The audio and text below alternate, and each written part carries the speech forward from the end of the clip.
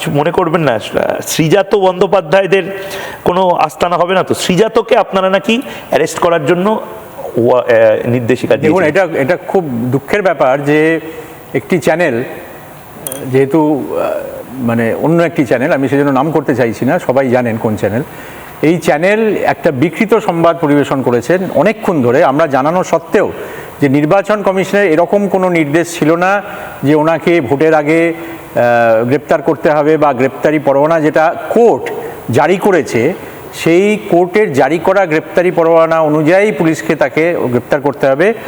আপনারা যদি দেখবেন যে ওইখানে বলা আছে যে তাকে সময় দেওয়া হয়েছে কোর্টে অ্যাপিয়ার করার জন্য জুন মাস অবধি। সুতরাং ভোটের আগে তাকে গ্রেপ্তার করে নিয়ে আসতে হবে এরকম কোনো নির্দেশ নির্বাচন কমিশন দেয়নি, নির্বাচন কমিশনের কোনো অবজারভার দেয়নি।